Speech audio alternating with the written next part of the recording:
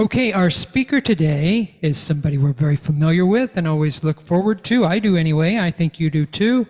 And he has a very interesting topic that I'm really anxious to hear about. You probably noticed the title, How the Puritans Stole Christmas. So here to tell us about it is Kevin Hauber.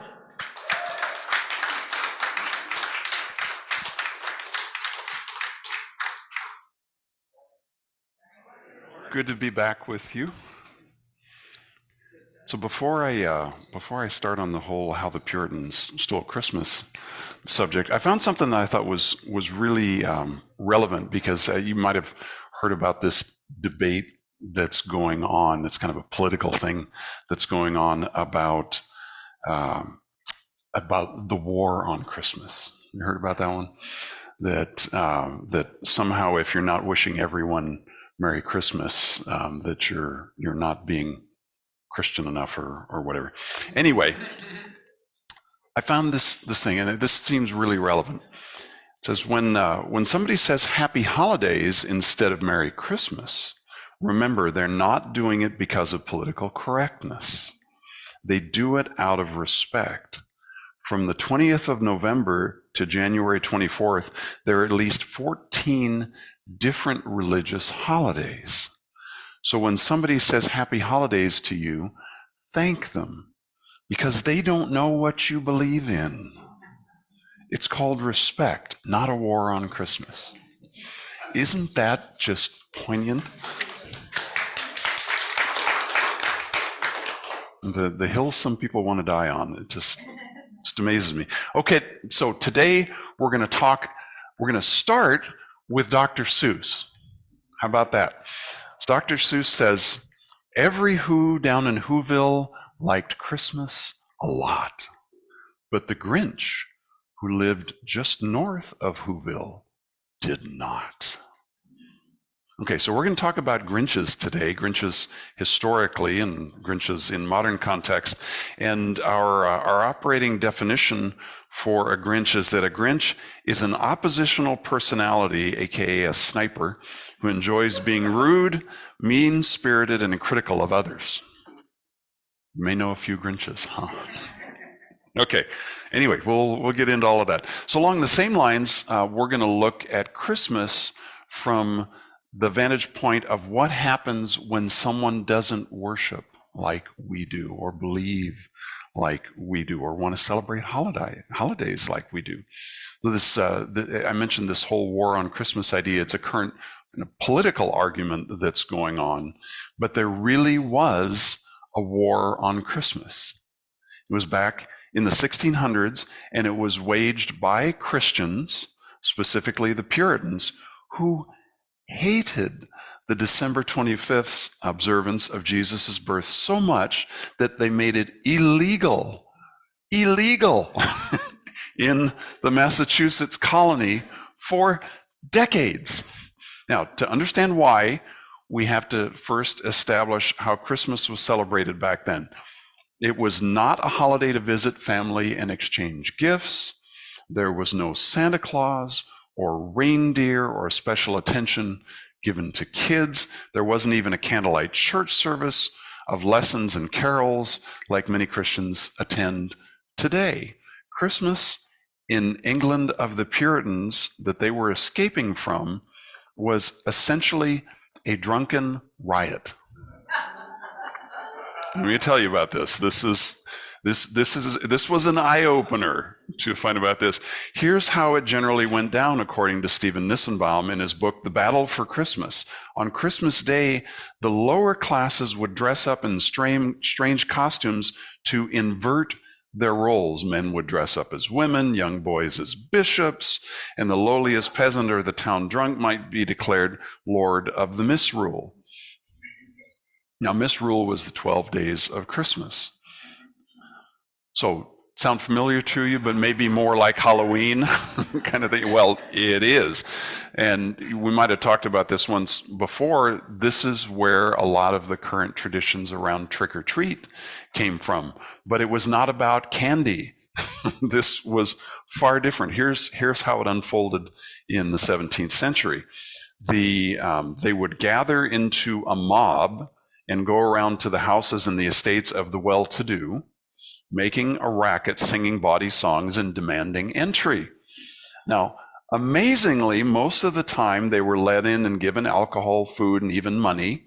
There was gambling and promiscuity, often leading to marriages at the end of the misrule.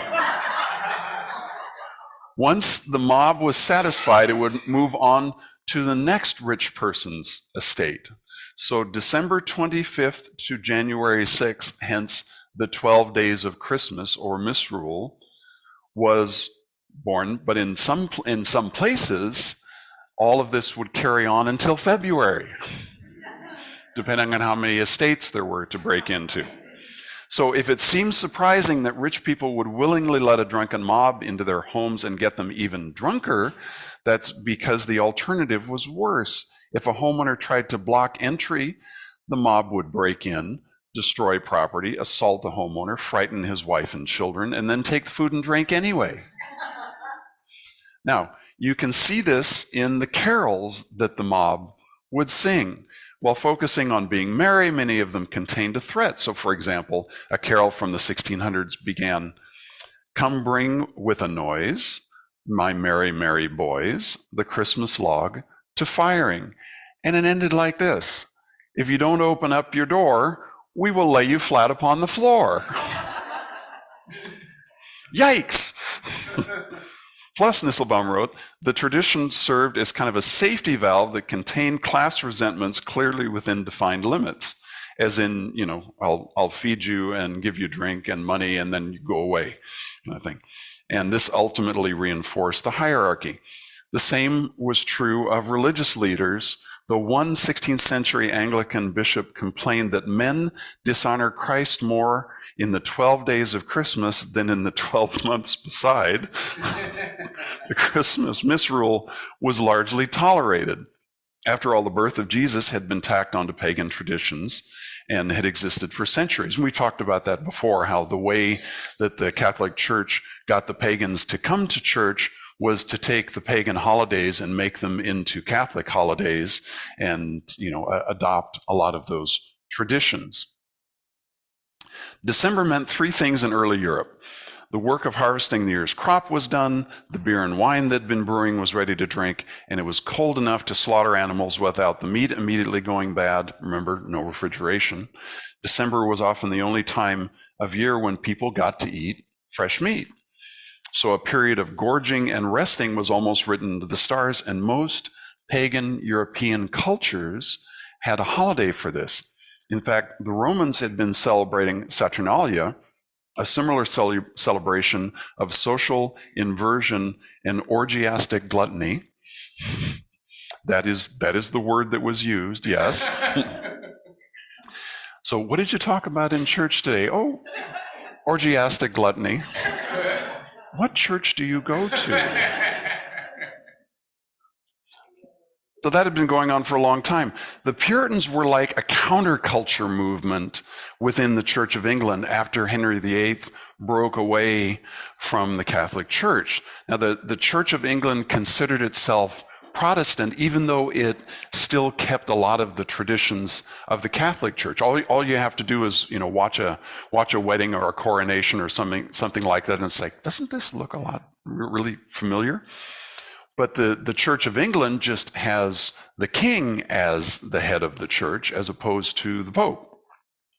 Now, not everyone liked this. So eventually a new group formed known as the Puritans, and they began to emerge. They were virulently opposed to the elaborate rituals and the liturgy of the Catholic Church, and they believed that that was still too prevalent in the Church of England.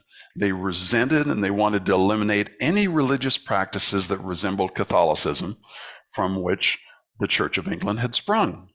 So the Puritans were fully aware of the non-Christian roots of Christmas, and unlike the Anglican Church, they were having none of it. If God had wanted Christmas to celebrate Christ's birth, the Bible would have been more specific about what day he was born, they argued, which is true, actually. If you read There is nothing about December 25th is Jesus' birthday.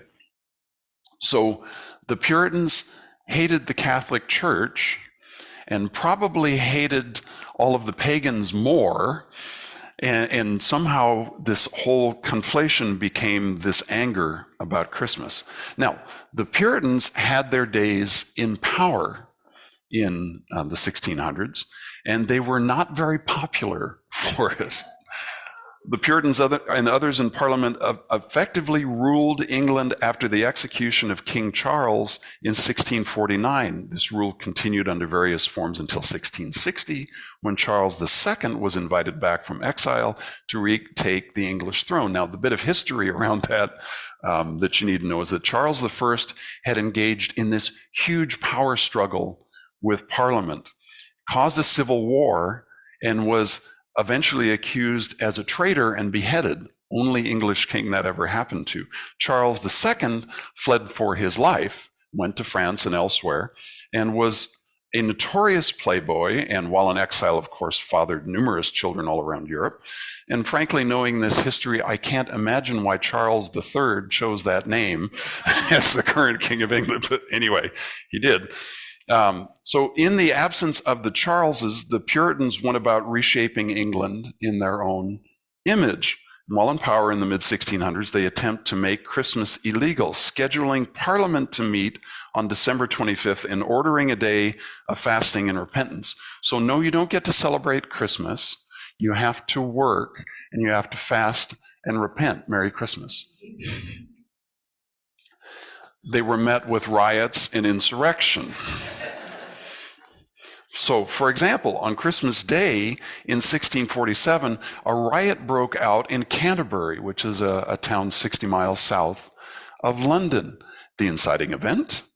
Mayor William Bridge had ordered the arrest of a shop owner and attempted to clap him in the stockade, all for closing his shop on the holiday.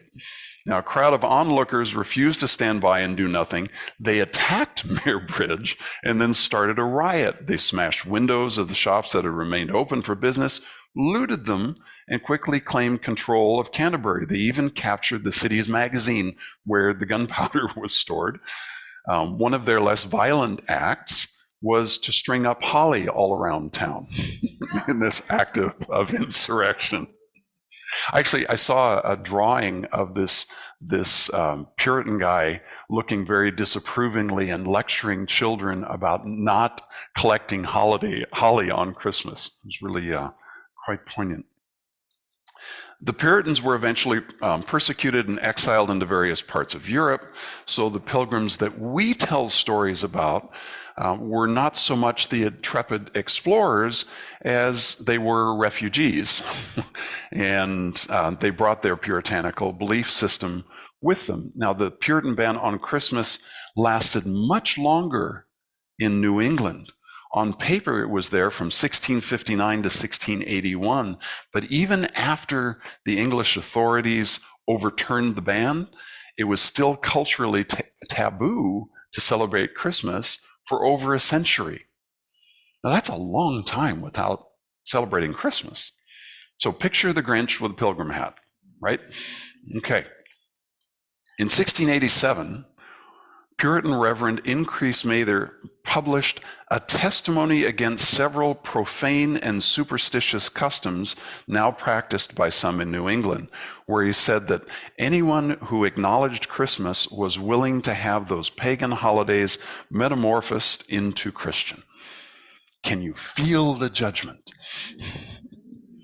Now, a generation later, his son, Reverend Cotton Mather, said that the feast of Christ's nativity is spent reveling, dicing, carding, masking, and all licentious liberty, and would better be referred to as the devil's mass. Wow. That's a lot of bitterness, isn't it? Really. So admittedly, I can see why people would want to get past the violent trick-or-treat style, the celebration of the 12 days of Christmas, but yikes, that really swings the pendulum the other way. I would want to do something that was more positive and community building, but apparently that didn't occur to them. But banning it altogether? Jeez. look at what happened with all of that disdain and projection going on. So fortunately, we've been able to reshape how we look at and celebrate Christmas quite a bit, and how most people don't go around rioting and looting from those earlier traditions. Now we need to lighten up a little bit, probably on the commercialism and the materialism aspects of it. We can work on that without some of this bitterness going on. But it gives you an idea of what it was like 400 years ago compared to now, from the culture that we sprang from. But disdain for Christmas and the holidays in general is still alive and well. Scrooge or the Grinch or whatever character you want to apply that to, those are things that are stored within the collective consciousness. But perhaps the most mature response that I see from some is to not get caught up in the commercialism, but to use the holidays as a time of quiet and inner work and healing without any negative emotions being attached of what they're doing out there. Now that makes sense to me and aligns with the cycles of nature, because this is a quieter time of year. Do we allow ourselves the quiet? Not necessarily. Culturally, it's still difficult to slow down at the end of the year with all of the expectations that get piled on us, isn't it? No, but we can remember this is the time when nature goes into the roots. This is the time when we go into the earth and are more quiet. So maybe we can work to make our outer more like that.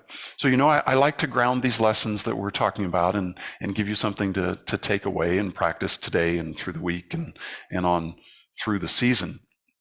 So here are 3 ways to deal with Grinches that we will inevitably encounter over the course of the season. So first, extend compassion over criticism. Compassion connects us while criticism divides us. Second, separate the person from their behavior, which is a way to put velvet around the brick when you want to address a difficult person. Set clear ground rules for Grinches. Now, we will all encounter them, and we need to have ground rules with them. So, do you want to hear 10 triggering signs that a Grinch is present? This is kind of fun. Okay. These are catchphrases that you want to watch for. Okay, so the first is that the Grinch says, "Have you ever tried online dating?" And you hear, "Wow, you're still single." And the Grinch says, "When was the last time you were home?" And you hear, "You don't come home nearly enough." Another Grinch saying, "Do you want a whole leftover turkey sandwich or half?" And you hear, "You've gotten fat." Grinch says, "Your kids are so energetic." And you hear, "Your kids are completely out of control." "What's in this?" You hear, "I hate your cooking." They say, "Well, look at you all decked out for the holidays." And you hear, "Did you get dressed in the dark?" They say, "I just found a great new cleaning service. Do you want their number?" And you hear, "Your home is a pigsty. Shame on you." They say, "You look so different." You hear, "Oh my goodness, what have you done to your hair?" And they say, "Remember when you got plastered at Becky's wedding?" And you hear, "I enjoy embarrassing you at every given opportunity." And then finally, they say, "So your son's living at home again?" And you hear, "Could you be a worse parent?" So 10 Grinch signs. So remember, when we encounter the Grinches this holiday in whatever form that they show up in, we'll extend compassion over criticism. We'll separate the person from their behavior, and we'll set clear ground rules for the Grinches. Thank you, bless you, namaste.